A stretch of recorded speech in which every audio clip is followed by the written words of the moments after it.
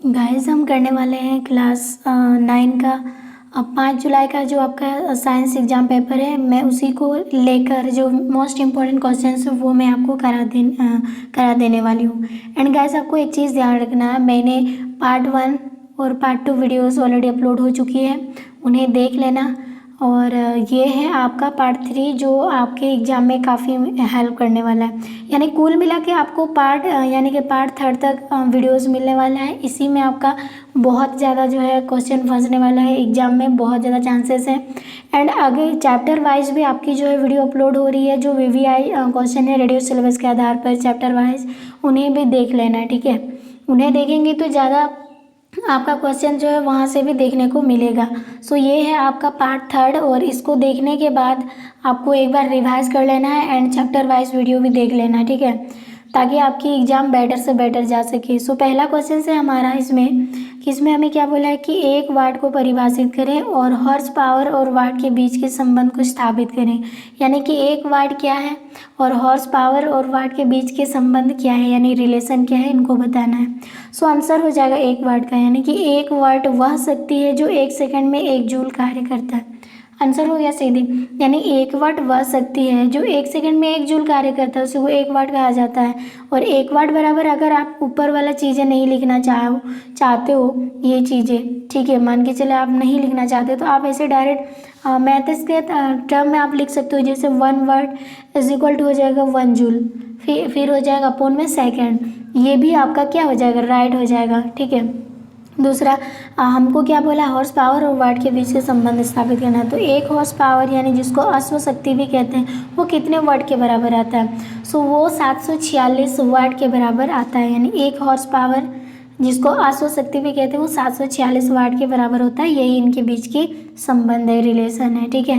Question number 2 की ओर आएंगे। इसमें बोला ध्वनि तरंगों को यांत्रिक तरंगे क्यों कहा जाता है। सो इसका आंसर हो जाएगा कि ध्वनि तरंगे माध्यम के कणों की गति द्वारा अभिलक्षित की जाती है, अतः यांत्रिक तरंगे इसे कहा जाता है, ठीक है। यानी कि ध्वनि तरंगे जो है, ध्वनि तरंगे माध्यम के कणों की गति द्वारा वो अभिलक्षित होती है, जिस वजह से यांत्रिक तरंगे इसको कहा जाता है, ठीक है।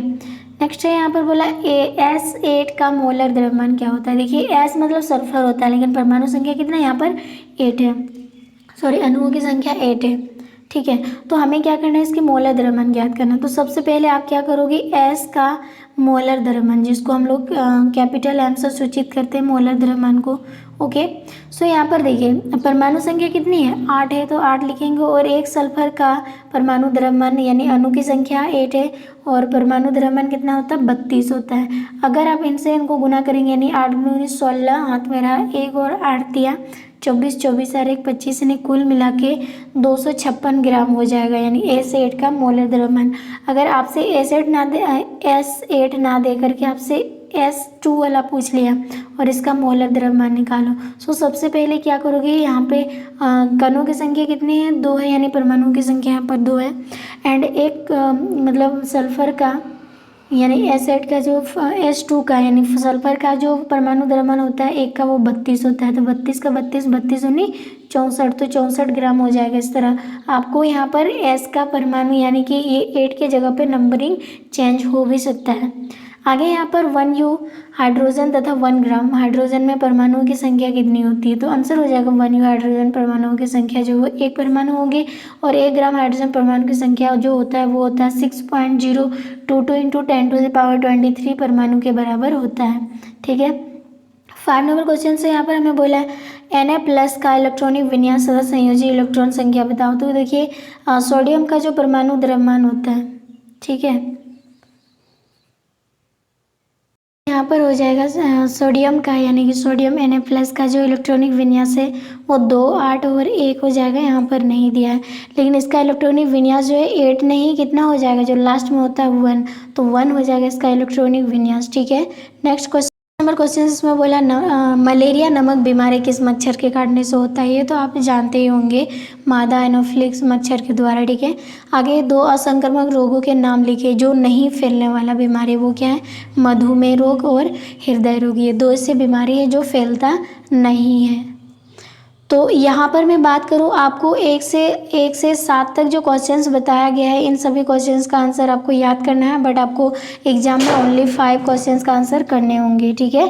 नेक्स्ट क्वेश्चंस की ओर।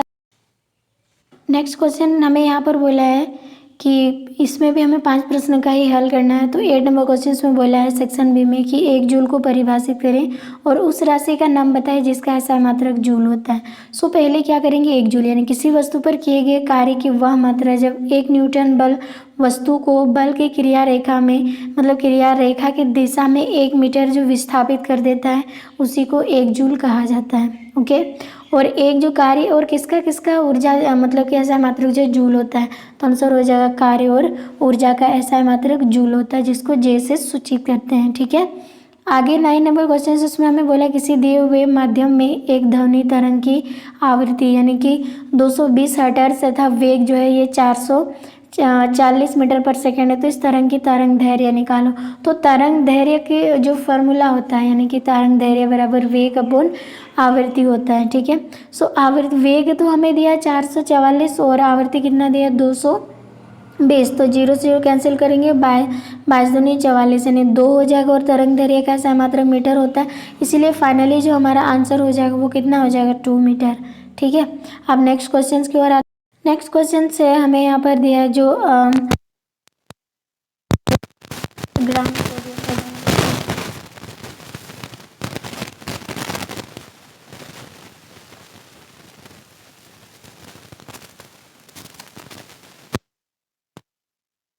आपको क्या करना है, सोडियम यानी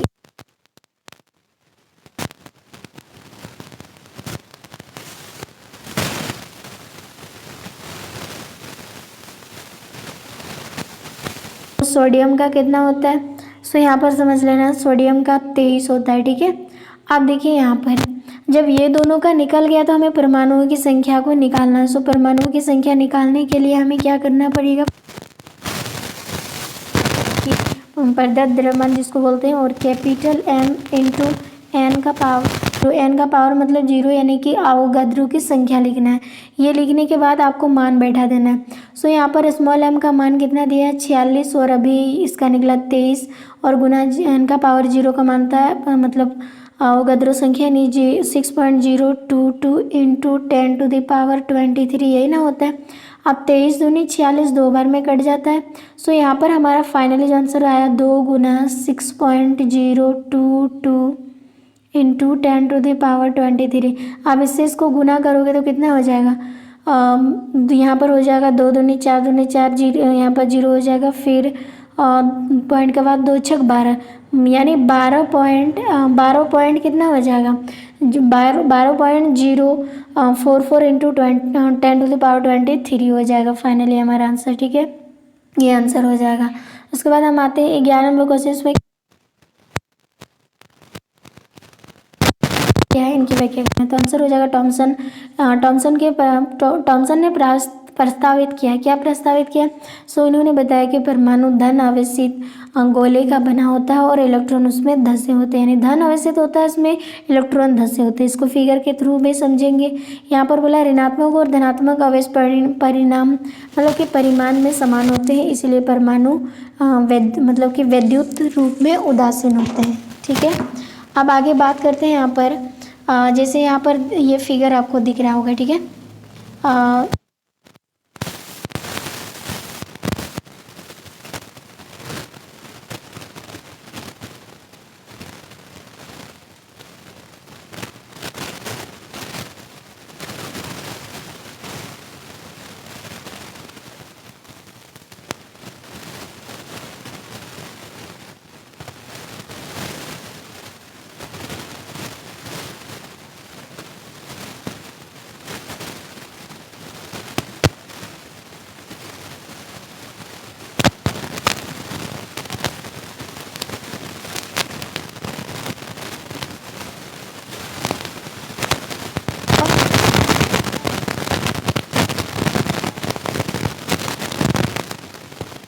इक्वल टू हम जानते हैं जो द्रव्यमान है इसका, ठीक है, प्रदत्त द्रव्यमान एंड नीचे हो जाएगा मोलर द्रव्यमान। ठीक है, सो हमें परमाणु संख्या दिया है 0.5 और द्रव्यमान हमें नहीं दिया, यानी स्मॉल एम हमें नहीं दिया, कैपिटल एम दिया है 32।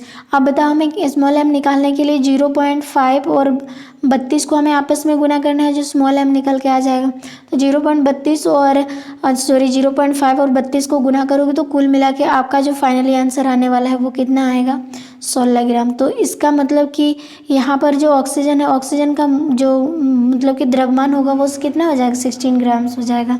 ठीक है, आगे बात करते हैं कि 13 नंबर क्वेश्चन में वाला प्रतिरक्षीकरण क्या है। सो आंसर हो, जब किसी वैक्सीन या टीके का उपयोग करके शरीर के अंदर सूक्ष्म जीव को मारकर या उनके परिवेश पर रोक लगाते हैं तो इससे शरीर की प्रतिरोधक क्षमता बढ़ जाती है। तो शरीर में रोगों से लड़ने की क्षमता विकास करने की प्रक्रिया को ही प्रतिरक्षण कहा जाता है। ये तो इसका आंसर हो गया। नेक्स्ट क्वेश्चन से बोला जल प्रदूषण के 3 कारण बताएं। जल प्रदूषण के क्या क्या 3 कारण हो सकती है। सो आंसर हो जाएगा जल प्रदूषण यानी कि जल में कृषि रसायनों, खाद और उर्वरक का मिलाने से भी जल जो है प्रदूषित हो जाती है, ये तो पहला कारण है। दूसरा, जल में औद्योगिक रसायनों और कचरों का मिलाना ही जल को प्रदूषित करता है, यानी कि जैसे बड़े बड़े फैक्ट्री होती हैं तो वहाँ से जो कूड़े करकट जो मतलब कि गंदगी जो निकल के जाती है, नदी नालों में मिल जाती है, तो वो पानी पीने लायक नहीं रह जाता, यानी कि वो प्रदूषित हो जाता है। ये हो गया दूसरा कारण। तीसरा है जल स्रोतों के निकट शौच करना या कूड़ा कचरा जमा करना अथवा जल स्रोतों से पशुओं का स्नान करना, इससे भी जो है जल जो है पूरी तरह से प्रदूषित हो जाती है। तो ये आंसर था आपका 14 नंबर का। Next question section C. Section C में क्या होता है, इसमें 5 क्वेश्चन में से एनी मतलब कि 3 क्वेश्चंस का आंसर करना है, लेकिन मैं यहाँ पे आपको 5 क्वेश्चंस का आंसर बताने वाली हूँ। तो यहाँ पर हमें दिया यांत्रिक ऊर्जा क्या है, ये क्वेश्चन दिया है, तो इसका आंसर करना। फिर बोला है इसके 2 प्रकार क्या है, फिर इसका 2 प्रकार क्या है। फिर इसी में क्वेश्चन जोड़ दिया 15 kg द्रव्यमान की एक वस्तु 4 मीटर पर सेकंड के एक समान वेग से गतिशील है तो वस्तु की गतिज ऊर्जा कितनी होगी। सो सबसे पहले आपको क्या करना है, यांत्रिक ऊर्जा का मतलब कि डिफिनेशन यानी परिभाषा देने होंगे। तो यांत्रिक ऊर्जा तो वह ऊर्जा जिसके कारण कोई वस्तु कुछ यांत्रिक ऊर्जा मतलब यांत्रिक कार्य आसानी से कर सकता है, उससे यांत्रिक ऊर्जा कहलाती है। ये तो था आपका यांत्रिक ऊर्जा का परिभाषा। अब इसके 2 प्रकार क्या हैं, तो यांत्रिक ऊर्जा के 2 प्रकार है, एक तो गतिज ऊर्जा और एक है स्थितिज ऊर्जा। तो ये हो गया इसके 2 प्रकार। उसके बाद हमें न्यूमेरिकल जो पूछा है, यानी कि वस्तु का द्रव्यमान कितना दिया, स्मॉल एम यानी कि कितना दिया 15 kg, ठीक है, और वस्तु का वेग यानी v कितना से है 4 मीटर पर सेकंड की वेग से चल रही है। तो हमें क्या निकालना है, ई के इज इक्वल टू हो जाएगा हमारा 1/2 हाँ मतलब कि 1/2 mv², और 1/2 यानी 1/2 m का मान कितना दिया 15 kg, और किस वेग से चल रहा है 4v² यानी 4 गुना 4। तो अब क्या करेंगे, इससे एक 4 को कट करेंगे 2 बार में, तो यहाँ पर कितना हो जाएगा 15 गुना 4 गुना 2, यानी कि यहाँ पर 15 4 60 हो जाएगा, 60 120, यानी कुल मिला के हमारे यहाँ पे जो गतिज ऊर्जा होगी वो कितना हो जाएगा 120 जूल। तो यही बोला वस्तु की गतिज ऊर्जा जो है वो कितना होगा 120 जूल। अब नेक्स्ट क्वेश्चन की ओर आते हैं, क्वेश्चन नंबर 16। क्वेश्चन नंबर 16 बोला है सामान्य मनुष्य के कानों के लिए श्रव्यता पारस क्या है और किसी ध्वनि स्रोत की आवृत्ति यानी कि अगर 100 हर्ट्ज है तो 1 मिनट में यह कितनी बार कंपन करेगा। सो इसका आंसर हो जाएगा श्रव्यता पारस, जैसे 20 हर्ट्ज से 20,000 हर्ट्ज के बीच में होता है। यहाँ आवृत्ति कितना है 100 हर्ट्ज है, और हम जानते हैं समय जो है 1 मिनट। 1 मिनट दिया, 1 मिनट में हमें क्या करना है सेकंड में चेंज करना है, 1 मिनट 60 सेकंड के बराबर होता है। तो अब हमें क्या करना है कंपनों की संख्या, और हम जानते हैं कंपनों की संख्या का फॉर्मूला क्या होता है, आवृत्ति गुना समय, और आवृत्ति कितना 100 हर्ट्ज और समय कितना 60 सेकंड। अब इन सबको गुना करेंगे तो कंपन की संख्या निकल के आ जाएगी जो 6000 हो जाएगा, नीचे मतलब 6000 हो जाएगा, और यही हमारा आंसर हो गया। अब 17 नंबर क्वेश्चन समय क्या बोला, इलेक्ट्रॉन प्रोटॉन और न्यूट्रॉन के गुणों की तुलना करें। सो सबसे पहले देखो यहाँ पर इलेक्ट्रॉन प्रोटॉन और न्यूट्रॉन के गुणों की तुलना, इसमें कण दिया है और संकेत दिया है, द्रव्यमान दिया है और आवेश दिया है। तो सबसे पहले देखो यहाँ पर कण क्या है इलेक्ट्रॉन, यानी कि 1 इलेक्ट्रॉन e के पावर 0 होता है। 1 इलेक्ट्रॉन पर द्रव्यमान की संख्या कितनी होती है, तो 1 इलेक्ट्रॉन पर द्रव्यमान की संख्या 9.108 इंटू 10⁻³ kg होता है, और इसका इकाई अगर ऋणात्मक आवेश देखेंगे तो 1.602 इंटू 10 कितना हो जाएगा इंटू मतलब कितना हो जाएगा 10⁻⁻19 कूलम हो जाएगा। ठीक है, यहाँ पर जैसे दिया प्रोटॉन, प्रोटॉन यानी कि एक प्रोटॉन पर कितने द्रव्यमान होते हैं, कितना द्रव्यमान होता है, तो यहाँ पर हो जाएगा 1.676 इंटू 10⁻⁻, में कितना हो जाएगा 27 kg। और यहाँ पर अगर इसकी इकाई धन आवेश को देखेंगे तो 1.602 इंटू 10⁻19 कूलम हो जाएगा।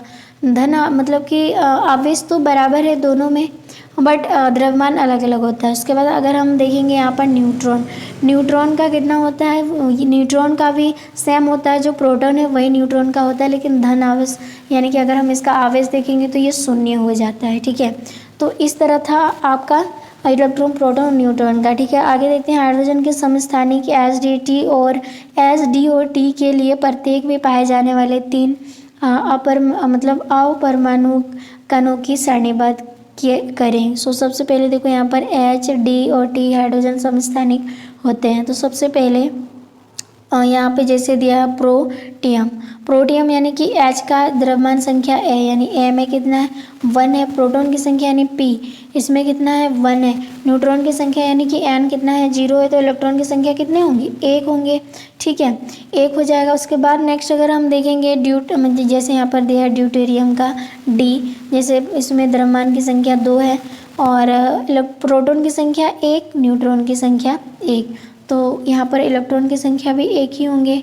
उसके बाद यहाँ पर है ट्रिटियम, इसमें T यानी कि मतलब कि प्रोटियम में 1 और ड्यूटियम में 2 और ट्रिटियम में 3, तो यहाँ पर क्या हो जाएगा प्रोटॉन की संख्या 1 और न्यूट्रॉन की संख्या 2, तो इलेक्ट्रॉन की संख्या हमेशा 1 ही रहेगा। तो इस तरह आपको क्या करना है, आंसर देने होंगे। एंड 18 नंबर क्वेश्चन यहाँ पे हमें क्या बोला, मृदा के निर्माण की प्रक्रिया को विस्तृत रूप से व्याख्या करिए, कैसे मृदा का निर्माण होता है। तो मिट्टी बनने में निम्नलिखित कारक काम करते हैं। पहला जैसे सूर्य क्या काम करते हैं मृदा बनाने के लिए, वो गर्म देते हैं और पत्थर फट जाता है, यानी कि दरार आ जाती है उसमें। तो यहाँ पर देखो पत्थरों को गर्म करता है जिससे वह प्रसारित हो जाते हैं, और रात के समय पत्थर सिकुड़ जाते हैं, इससे उसमें दरार पड़ जाती है और वो टूट जाता है और मिट्टी का निर्माण होने शुरू हो जाता है। जल कैसे, यहाँ पर देखो जल मिट्टी के निर्माण में 2 तरीके से सहायता करता है। जल जो है मिट्टी के निर्माण में 2 तरीके से सहायता करता है। वो कौन कौन सा तरीका है, चलिए उन्हें भी देख लेते हैं। पहला है सूर्य के ताप से बनी दरार में पानी भर जाता है। जो सूर्य गर्म देते हैं उसके बाद रात के समय जब वो सिकुड़ कर दरारें बन जाती है चट्टान में, तो वहाँ पे पानी भर जाता है। जब वो जम जाता है तो वह दरार को चौड़ा कर देता है, मतलब दरार को और चौड़ा कर देता है। लेकिन यदि पानी बाद में जमता है तो यह दरार को और भी चौड़ा करेगा, क्योंकि बहता हुआ जमा हुआ पानी पत्थर को छोटे छोटे टुकड़ों में तोड़ देता है। और दूसरी है तेज गति से बहती पानी पत्थर के टुकड़ों को बहा ले जाता है, जिससे आपस में टकराकर टूटकर और छोटे हो जाते हैं। तो इस प्रकार मिट्टी अपने मूल पत्थरों के स्थान से काफ़ी दूर हो जाती है और मिट्टी का निर्माण हो जाता है। उसके बाद हवा भी काम करता है मिट्टी को निर्माण करने में। तो कैसे, जैसे हवा से पत्थर के टुकड़े आपस में टकराकर और भी छोटे टुकड़ों में बढ़ जाते हैं, जो मिट्टी का निर्माण होता है। और चौथा है जीव, जैसे यहाँ पर बोला जीव भी मिट्टी के बनने की प्रक्रिया को प्रभावित करते हैं। जैसे लाइकेन पत्थरों की सतह पर उगते हैं, जो पत्थर को चूर्ण के रूप में बदल देते हैं और मिट्टी का परत का निर्माण कर लेते हैं। तो इसी प्रकार मोस भी मिट्टी को बारीक करने का काम करते हैं। तो इस तरह मिट्टी का निर्माण हो जाता है। उसके बाद 9 नंबर और आखिरी क्वेश्चन से इस पार्ट का, तो यहाँ पर बोला संक्रमक के कारक एवं उससे बचाव के उपाय को लिखें। क्या कारक है, उनसे बचने का क्या उपाय है। सो आंसर हो जाएगा संक्रमक कारक जो अधिकांश सूक्ष्म जीव यानी कि जैसे वायरस, जीवाणु, कवक अथवा कृमि द्वारा होता है। ठीक है, होते हैं। ये कारक विभिन्न माध्यमों किस माध्यम से फैलते हैं, जल, वायु, भोजन और संपर्क के माध्यम से फैलते हैं, द्वारा समुदाय में फैलकर सामुदायिक स्वास्थ्य को खराब कर सकते हैं। अब इससे बचने का क्या उपाय हो सकता है, तो संक्रमण से बचने का उपाय है पहला, जैसे रोगी से दूर रहना चाहिए, जो मतलब पीड़ित है उनसे दूर रहना चाहिए। आगे हमें खुले स्थानों में रहना चाहिए और भीड़ भरे स्थानों पर नहीं जाना चाहिए, दूसरा रीजन है। तीसरा है साफ जल पीना चाहिए। और चौथा है हमें साफ पर्यावरण में रहना चाहिए, हमें स्वच्छता पर ध्यान देना चाहिए और हमें टीका लगवाना चाहिए। तो इस तरह से हम संक्रामक रोगों से छुटकारा पा सकते हैं या बचाव कर सकते हैं। तो गाइज़ यहाँ तक आपको जो है 19 क्वेश्चंस का 19 क्वेश्चंस का 19 आंसर आपको बताया गया है। लेकिन पार्ट 1, पार्ट 2 एंड पार्ट 3 ज़रूर देखना। नहीं देखेंगे, सिर्फ एक पार्ट देखते हो और बोलते हैं एग्जाम में नहीं आता है, सो थोड़ा होता है। एक दिन में आपको मतलब कि एक दिन में आप सारा क्वेश्चन थोड़े याद कर पाते थे। मतलब अगर एक बार में मैं सारे वीडियो एक ही मतलब कि तीनों पार्ट का एक ही वीडियो में डाल दूँगी तो लगभग ये बहुत लंबा वीडियो जाने वाला है और आप इतना लंबा वीडियो देखना पसंद भी नहीं करेंगे। इसीलिए 3-3 पार्ट में आपको दिया गया है ताकि आपको थोड़े बहुत टाइम मिल के उनको क्या कर सकते हो, देख सकते हो। तो आपको तीनों का तीनों पार्ट देखना पड़ेगा, तभी आपको जो है क्वेश्चन एग्ज़ाम में आने की बहुत ज़्यादा संभावना है। अब एक पार्ट देख के जाते हो तो कोई फ़ायदा नहीं होगा, ठीक है, मैं आपको पहले ही बता दे रही हूँ।